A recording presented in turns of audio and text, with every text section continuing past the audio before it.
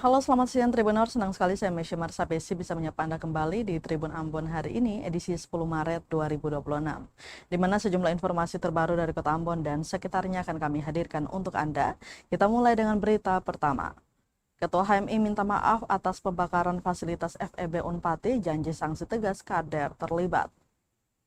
Ketua Himpunan Mahasiswa Islam atau HMI Komisariat Fakultas Ekonomi dan Bisnis FEB Universitas Patimura, Muhammad Zaki Basri, menegaskan akan menjatuhkan sanksi tegas kepada kader HMI yang terbukti terlibat dalam aksi pembakaran fasilitas kampus yang terjadi di lingkungan FEB Unpati beberapa hari lalu. Pernyataan tersebut disampaikan Zaki menyusul sorotan publik terhadap insiden kericuhan yang berujung pada pembakaran fasilitas kampus dan menimbulkan kegaduhan di lingkungan akademik.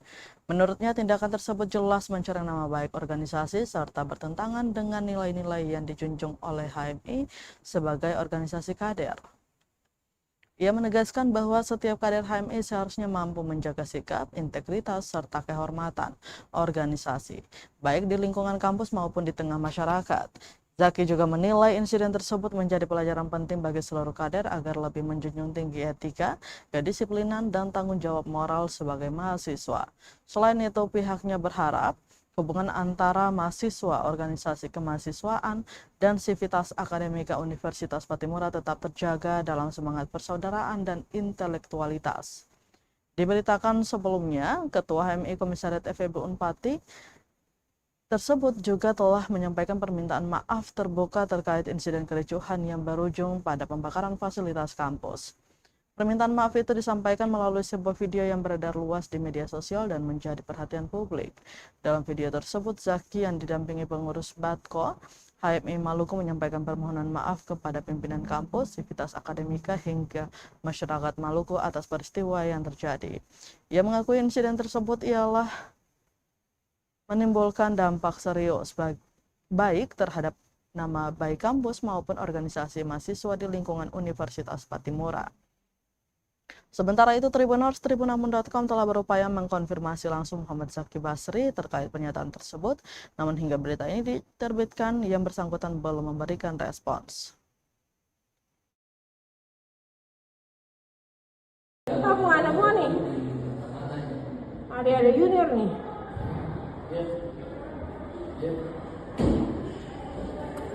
Masih keluar saja, walaupun dua. Kalau nonton langsung video, biar kalau ada kejadian apa, karena ini sudah. Nah ini nih.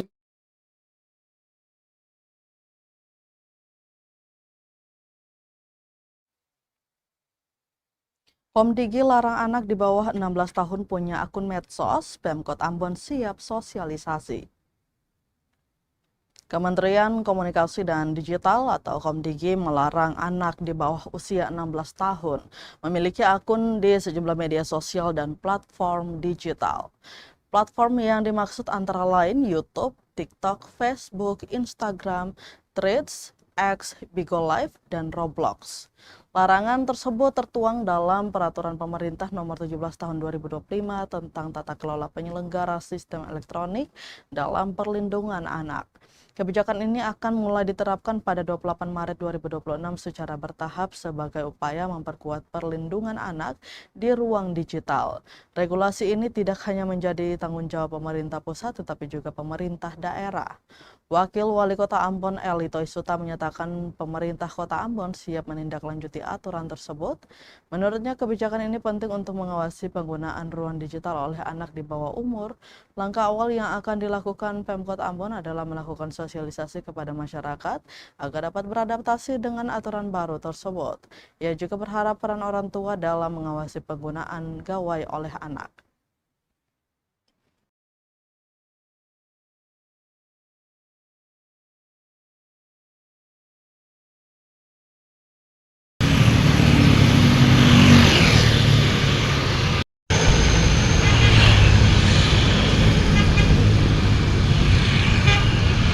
Kami melihat sebenarnya itu positif sekali, ya.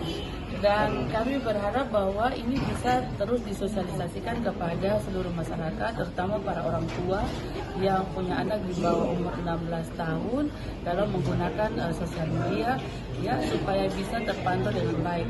Kami berharap sungguh bahwa apa yang dikeluarkan oleh Komdiki itu merupakan sebuah konsep yang sangat luar biasa untuk membatasi ruang gerak anak-anak dalam penggunaan smartphone yang ada hal-hal yang negatif yang terlalu banyak di sana kalau tidak dipantau secara baik oleh orang tua. Itu sangat luar biasa. Apa dari pemerintah kota sudah menyurat edaran ke sekolah-sekolah? Belum, karena ini kan masih baru ya, masih baru. Kalau itu nanti disampaikan secara langsung dari pusat, kami dari pemerintah kota akan siap untuk bisa menindaklanjuti apa yang disampaikan oleh Kementerian Kominfo.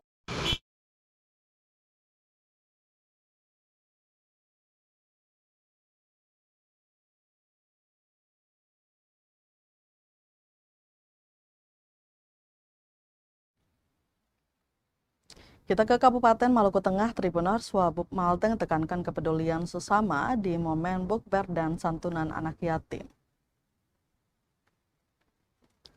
Wakil Bupati Maluku Tengah Mario Lawalata hadiri buka puasa bersama dan santunan anak yatim yang diprakarsai Ikatan Dokter Indonesia atau IDI Cabang Maluku Tengah.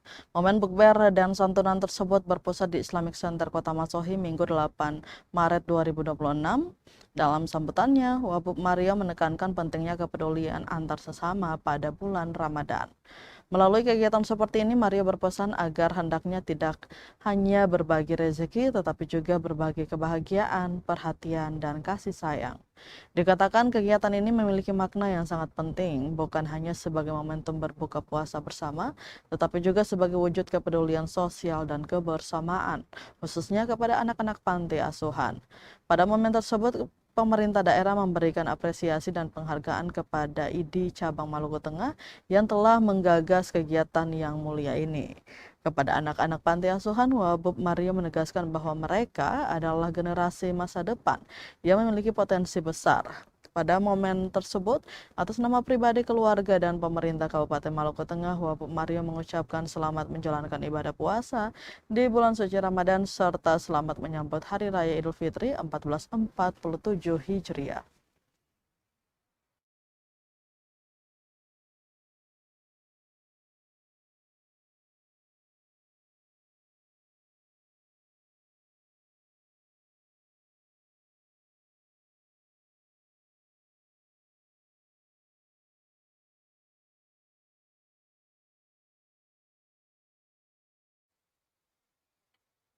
Kita ke berita terakhir, Tribuners, terbanyak 3.132 P3K paruh waktu diterima.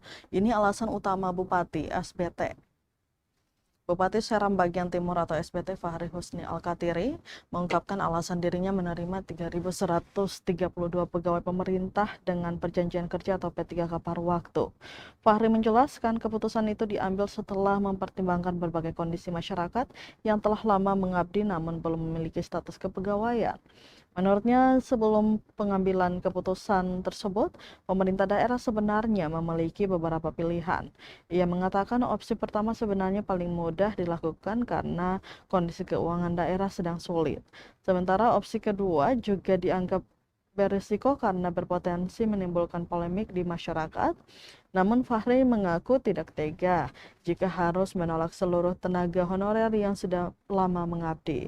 Lebih lanjut dijelaskan, banyak tenaga honorer yang telah mengabdikan diri puluhan tahun dengan harapan suatu saat bisa menjadi pegawai resmi pemerintah.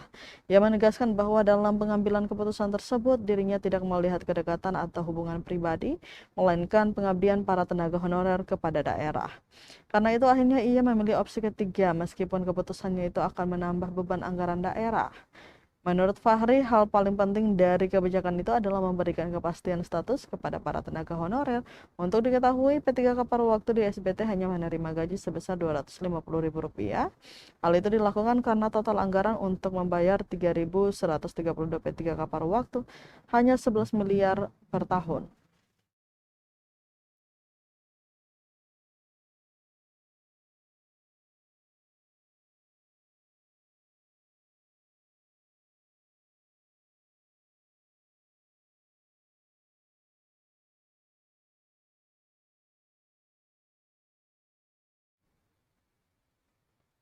Tribuners, berita tadi sekaligus menutup rangkaian kebersamaan kita di Tribun Ambon hari ini, edisi 10 Maret 2026.